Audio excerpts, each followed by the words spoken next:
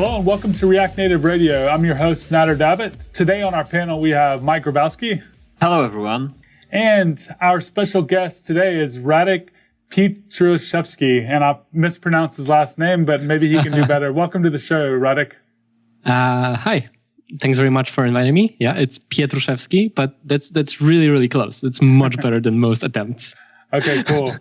Awesome. Yeah. So why don't you give us an introduction? Tell us about yourself. All right. So I work at, I'm Radek. I work at Nozbe, which is a Polish company, and we make this app called also Nozbe, which helps people and teams organize their work. And I do mostly React Native and React work these days for Nozbe, and also anything related to native iOS platform stuff, iOS, Mac, Swift, and whatnot. I do that. So, yeah. So, I know you are originally a native iOS developer because the first time we met, you were wearing a pretty badass Swift T-shirt. That was at the React Native meetup. So there was a lot of people saying that iOS developers hate React Native and vice versa. So maybe you could relate to that because you are one of the developers that I know that did this shift. And what sort of made you to consider React Native in particular as a next technology of your choice? Right. So before doing React Native, I also worked at Nozbe doing iOS work. So the reason why I'm doing React Native is because we're continue to progress with our app and technologies, and a secret project that's going on right now, and considering available technologies for what we needed. And what we needed is to have an app that just works everywhere in a small team. Then we concluded that going all in with React on the web and React Native for iOS and Android, and then sharing as much code as possible, is simply the best available option on the market, so to speak, right now. And but for me personally, what's exciting about React, the development paradigm, like how you can express things as sort of pure functions of data, things just flow automatically. They're just like working with React and React Native is so much more pleasant than UIKit on iOS most of the time. And then I think it's much better. Like if you already know JavaScript, and I already knew JavaScript and knew UIKit, Swift, Objective-C, then it's sort of best of both worlds, because a lot of downsides, a lot of problems with React Native, stem from the fact that it just doesn't look as good or doesn't work as fast. And when you have a little bit of deeper knowledge about the inner workings, then it's easier to plug in something from the native world to troubleshoot problems. And then a lot of the complaints that people have from a native iOS community just don't apply, because you can deal with them, and it's not 100% perfect, but it's still best choice for many teams and many projects. All right. Yeah. So how does the adoption at Nozbe of React Native looks like? Were you able to convince your friends by selling them those React Native features as something as an advantage over regular development? Okay, so this is a tricky question, because we haven't shipped anything using React Native at Nozbe yet. We're using React and React Native for a new project which is not out yet. And beginning on it, we just decided on the technology stack from the beginning, and we decided that this is it. And before that, all that's shipped currently is essentially a web app. It's based on Cordova on Android and iOS, just with a lot more native hacking so that it works much better. So we're already in JavaScript camp. And so going to React Native was more about pulling people up to deal with native code, rather than telling, quote unquote, regress to the ugly JavaScript code. I didn't have to deal with that. That would be a difficult thing to sell. Oh, wow. That's good. That's going to be quite the upgrade from Cordova, I would say. So I guess that brings us to the main topic of the recording, was the WatermelonDB, which is the project you started, something that sort of started as development internally at Nozbe because you were not able let's say, to satisfy all the use cases you had with React Native as a part of your internal project? Or was it something totally independent from what you are doing right now? Yeah, Watermelon is something that came to be as part of this project that we're working on. And this is exactly right. We looked around at possible options of, database/data persistence solutions for React and React Native apps. And, we had many requirements which are like some of the combination of all of those requirements is pretty niche, but very important to us. And we just haven't found anything that satisfied all of those requirements. And that's why we started building Watermelon, and it started just as a proof of concept. And then it sort of got out of hand, and it, began growing into this whole thing, this whole sort of database framework solution. So can you talk about WatermelonDB exactly? Like why would someone use it, what it does, and kind of what other options there are for similar things, I guess? Like what category does it fall in? Right. So this is sort of, Watermelon is essentially like a full stack, meaning React Native, iOS, Android, and web browser for React, database framework solution kind of thing.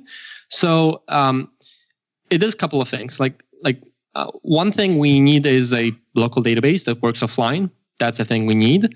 We need to be able to share the same code between React Native and the browser, which should disqualify something like Realm, which on the web is, it's an online GraphQL solution, but not Realm, the database.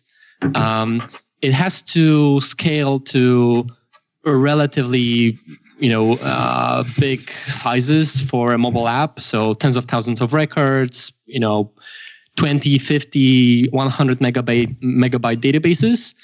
It has to be syncable. So you have to be able to plug in a backend server and synchronize data, resolve conflicts, and it has to be fast. And in particular, when talking about fast, I mean, the app has to launch fast. That was one of the problems we've encountered trying out different things in React Native, which is that the vast majority of solutions for just storing data and dealing with user data for React Native works by loading everything at app launch to memory, to JavaScript world. And when you have 10,000 objects, then that's just too slow. The performance of the React Native bridge and a couple of other bottlenecks just makes it impossible to do it this way.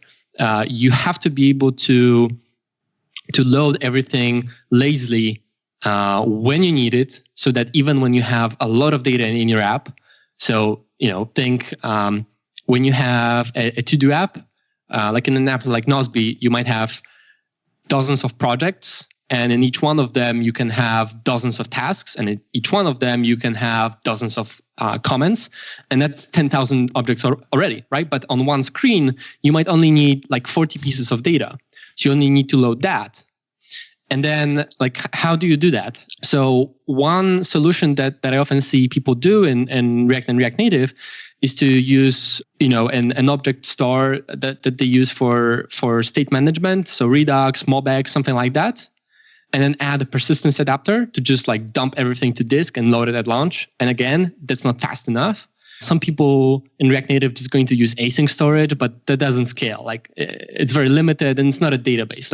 It's not very good. And then you can use something like SQLite, just a raw SQLite adapter on React Native, but it has a couple of problems. First of all, you can't share it with the web. So you need some sort of abstraction layer on top of that. And second of all, if you just use raw SQLite to fetch data, then it's not observable, right? So you want to just connect queries and records to lists and components, and then you want them to refresh automatically when the source of data changes, right? And when you use SQLite directly, then you can't do that. So Watermelon is an abstraction over that. So it does use SQLite under the hood for React Native, and it uses Loki.js on the web, but then it's a reactive, observable abstraction on top of that. So you can just define connections between the database, the data, and components, and they will automatically re-render when it's needed. And because on React Native, all of this stuff is loaded lazily, like you only load stuff you need to render the components you have on screen, then you can easily scale to tens of thousands of records, dozens of megabytes, and even on slow Android device, this is still fast. Like the bottleneck is going to be rendering and not the database. Wow, that's really interesting. I have a lot of questions, but I guess the first question is, so if it's an implementation of SQLite or something like that, I think you mentioned, if you have a data source, does it have to be a certain type of data source for your backend for it to work properly as far as it being SQL or NoSQL, or will it work with pretty much any data source? So the way Watermelon works is you have adapters. So there are two adapters that come out of they work out of the box. For React Native, for iOS and Android, there's a SQLite adapter. So if you just yarn add WatermelonDB to a React Native app, it's just going to work, right? Like SQLite is like bundled and hooked up to Watermelon.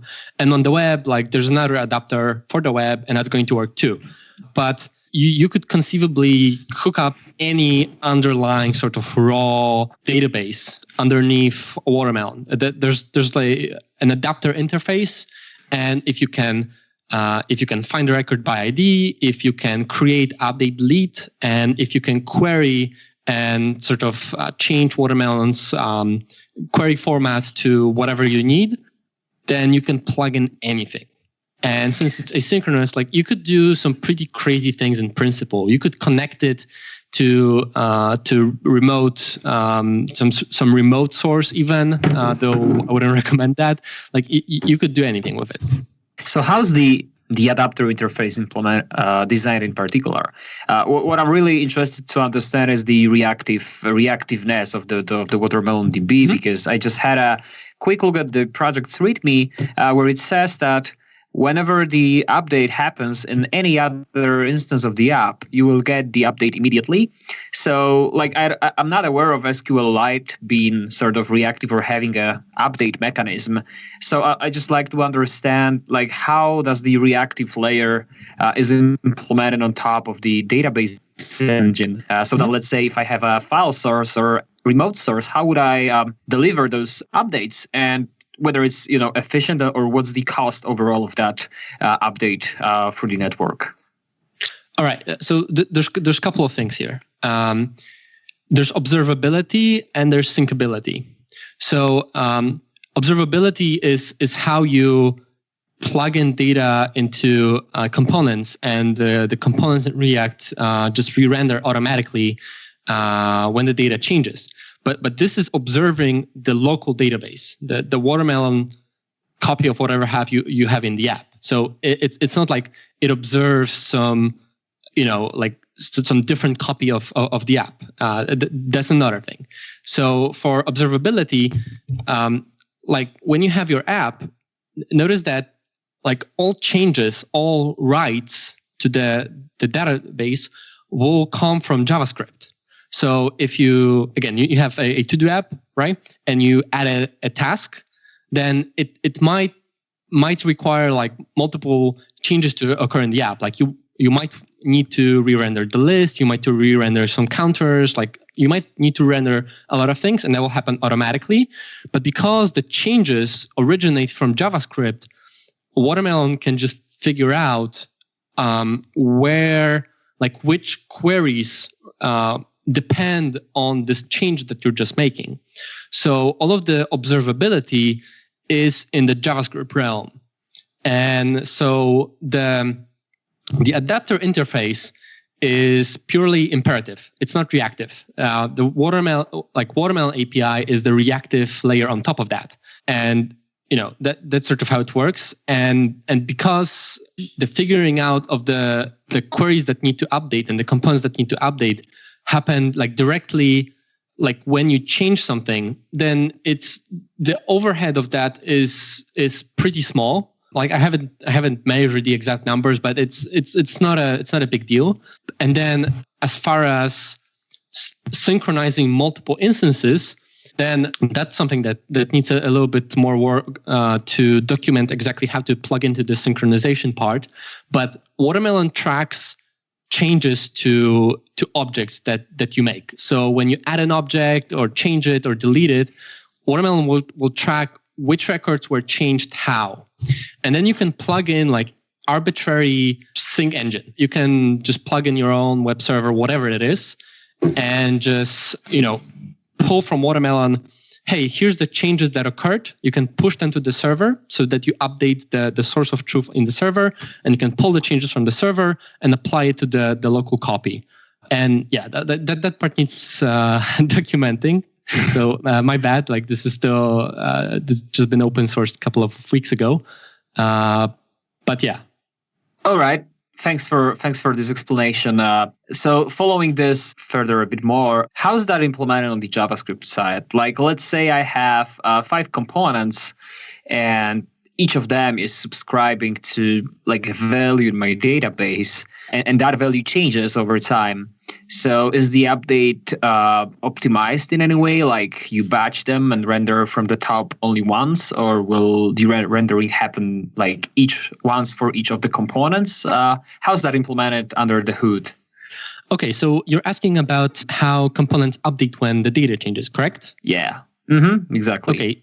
So what we do right now is there's a higher order component called with observables because Watermelon exposes for observing changes to queries. So when you do some lists that belong to a project or that have some specific attributes, and then Watermelon exposes an RxJS observable as the object that changes over time. And then we made this hook with observables that you wrap a component with, and you plug in this observable. And so when a change to this list is detected, then Watermelon will emit a new change on this observable, and the higher the component will get the data that's now changed, the new list, and we render the component.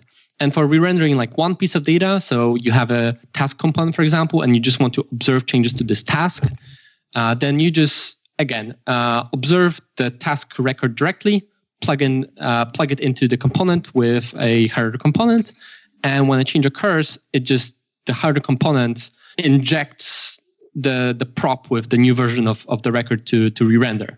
In the future, we could do it even smoother and better, but we're waiting for the React suspense API to make it better because Watermelon is asynchronous, which is a little bit challenging with React right now, but it's going to get better with suspense.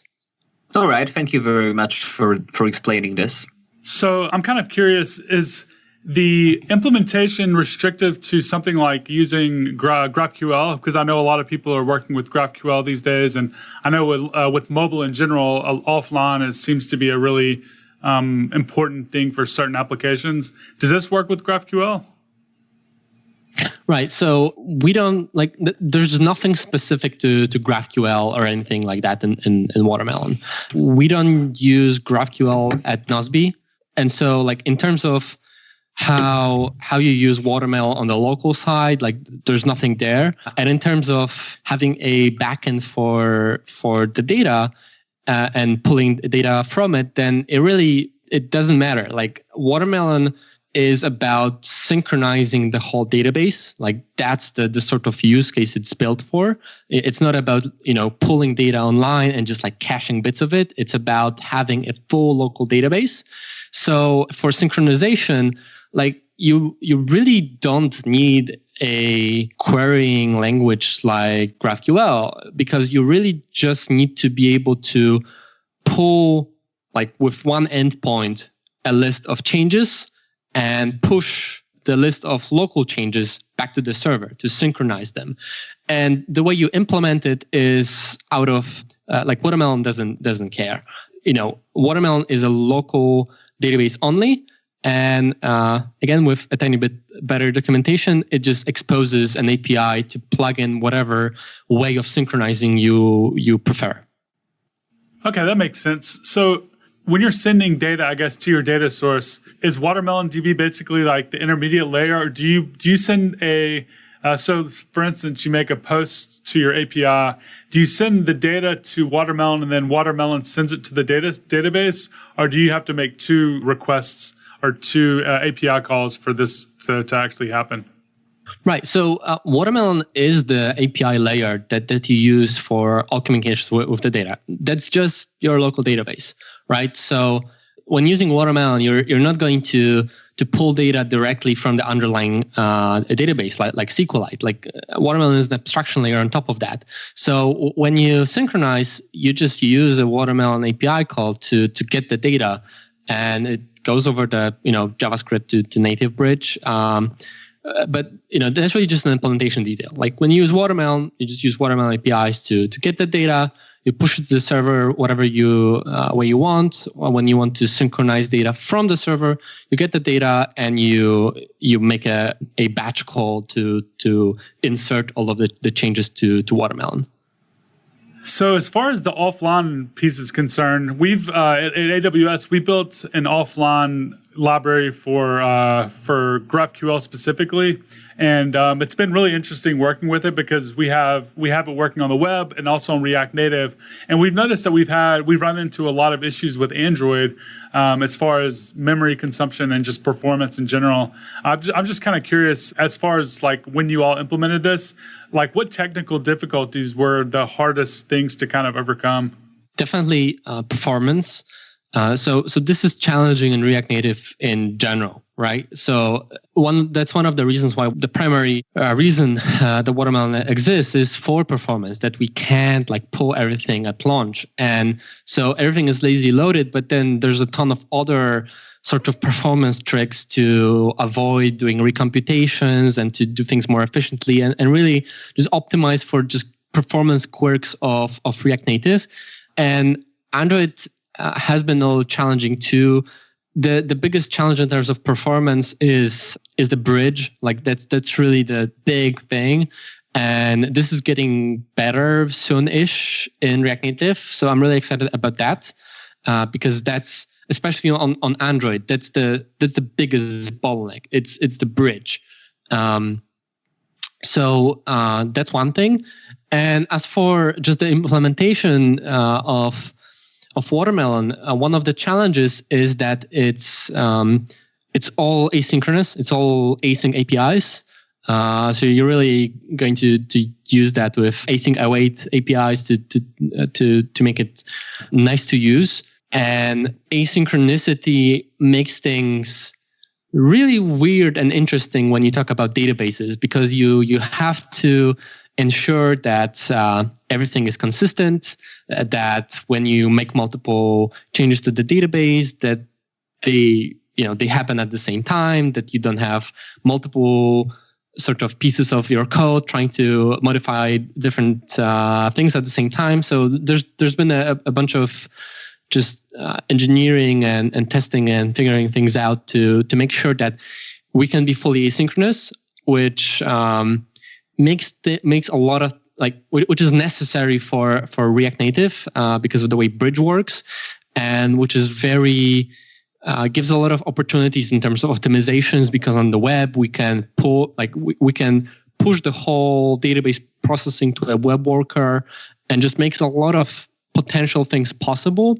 But it's tricky. It's difficult to design a database API that works and that's not going to shoot you in the foot, that's fully asynchronous. So the engineering for that was one of the biggest challenges. And I see that you use RxJS as far as maybe you're using that for the streaming stuff. Like how I'm just kind of interested because I've been trying to learn RxJS. How hard is it to learn RxJS, as far as you've probably done some really sophisticated things with it? For people that are listening that are looking to get into reactive programming with Rx, do you have any pointers? That's a good question. So reactive programming is it's one of those things functional programming has been getting very popular as a thing in the last couple of years. And it's the sort of thing that when you first see examples of it, it sort of tries to break your brain and you don't understand what's going on and it's weird and you don't understand why you have to learn this and it's just odd. But it's just one of those things that when you spend some time learning it and like putting things together, it starts making a ton of sense. So as far as Watermelon is concerned, RxJS is mostly an implementation detail. If you know RxJS, you can do some really fun stuff to make things easier for you, but you don't have to know RxJS to use Watermelon.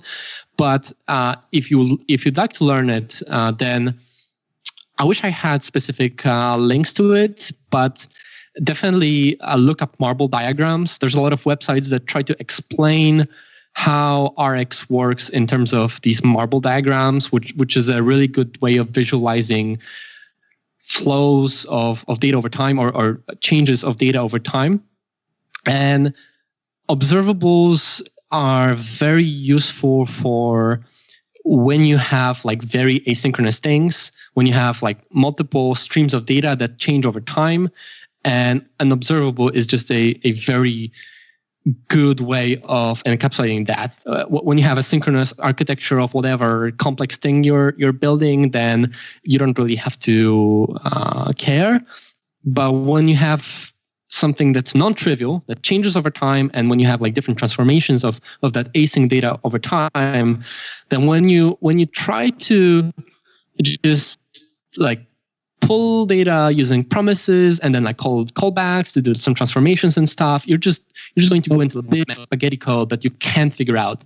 And observables are like, you have to pay the price of learning it at first, but then you have this really nice, really clean API for abstracting, async changes over time.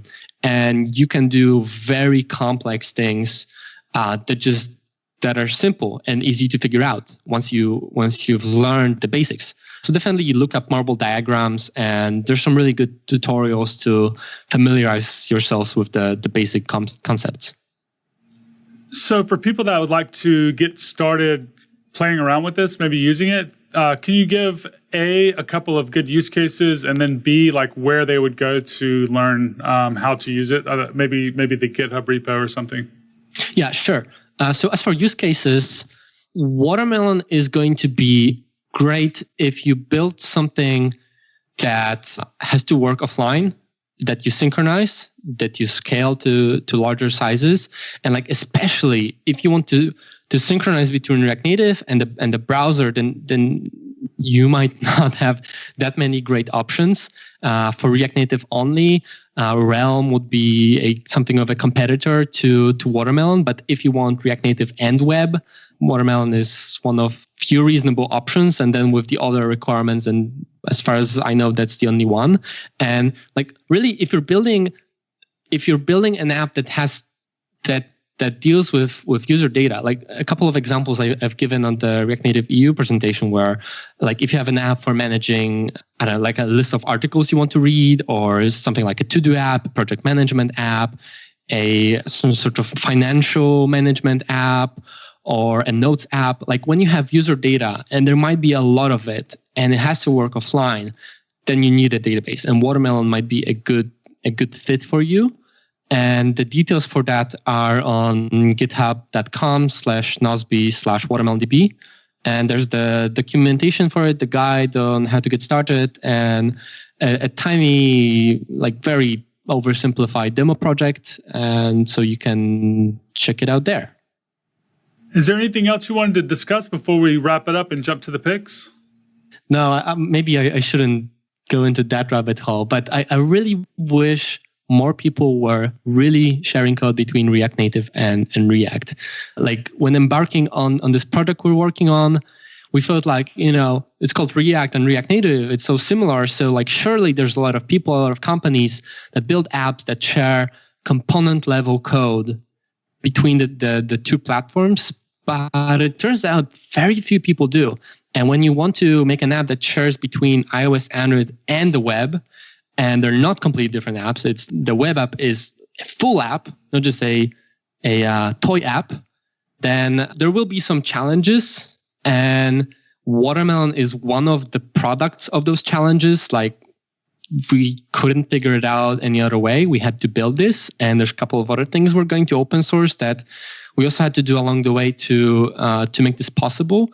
So I wish more people did this and built open source tools to help smooth out the platform differences and make it much easier.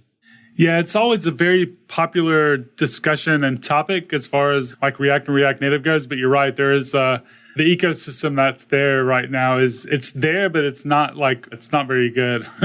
There's just a lot of things that you can't do without implementing them from scratch. Yeah, it seems to me that like we've been doing a lot of apps that share code between platforms, and the general impression that I have is that it's sort of tricky and non-trivial to do. That's the first thing, because as Radek mentioned, not many people are sort of reaching into it, and so the entry barrier is pretty high. Like I don't feel like there is a lot of information on what should be shared and how you should do it in order to avoid getting into a maintenance hell. And yeah, it's just my general impression. Maybe we need more time to build some tools and UI kits and general sort of educate people how to do it efficiently, because when you are working on a product, there is usually a short timeline that you have to comply with in order to deliver your product on time. And sort of making sure your app runs on both web and mobile is just very hard to sort of implement. Yeah, if anyone has any questions regarding this approach, I'll be more than happy to answer them. So you can DM me or tweet me, and I can talk a bit more about that. Maybe another we can do an episode on that again to go into details on how this could be done or what are the learnings from production. Yeah, definitely. Like you said, it's not easy. And when you make apps for clients, then you might not be able to justify the time to build this. I think some of it is also because some people don't want, it really depends on the use case. For some projects, you don't want the same thing as an app and as a web thing. Like you might want to build a different thing for the web, and then sharing might no longer make sense. But we find that for our use cases, and I feel like for a lot of use cases, especially that we have, stuff like Electron and whatnot to package it as Mac, Windows, Linux apps as well, the web app, then this would be very useful for a ton of apps. It's just that, it needs more infrastructure. And just like React Native is great because a lot of insignificant, boring differences between iOS and Android are abstracted away, and you have to deal with the real platform differences. So on the web, the web is a very different platform, but a lot of stuff that you deal with on the web in terms of layout and just API differences is just that. It's the same thing, just a different API, and it just needs an abstraction. Yeah, that sounds like a good topic. We should actually dedicate another show to that, because it's been a while since we discussed this, and a lot of things have changed, and a lot of things haven't changed since the last time we talked about it. So it might be cool to discuss again. Okay, cool. So let's now get to the picks, I guess. Radek, do you have any picks today? Right. So I have a podcast on my own, which is called The Podcast, which is a terrible, ungoogleable name. But if you care about productivity and business and technology and we talk about everything, then the podcast.fm.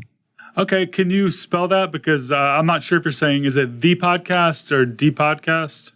No, it's just The Podcast, THE. Oh, okay, The Podcast. Okay, cool. I'm going to subscribe. That sounds good. Mike, do you have any picks? One thing that I could mention is, again, our work with BS React Native, which is a reasonable way for writing React Native apps.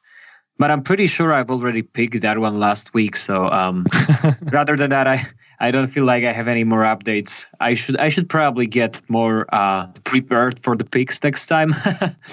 It's all good. I don't really have that great of picks this week either. Over the weekend, I was playing around with Flutter because I'm doing a couple of videos for Egghead. And I put together a couple of demos using Flutter with Redux. So if you're interested in how to use state management with Redux with Flutter, you go to my GitHub repo, Dabbit3. The two repos that use Flutter both use Redux. So if you're interested in that, check it out. Also, Egghead in general is another pick for me. I have 4 video courses coming out over the next couple of months there. I have one on AWS AppSync. I have one on AWS Amplify.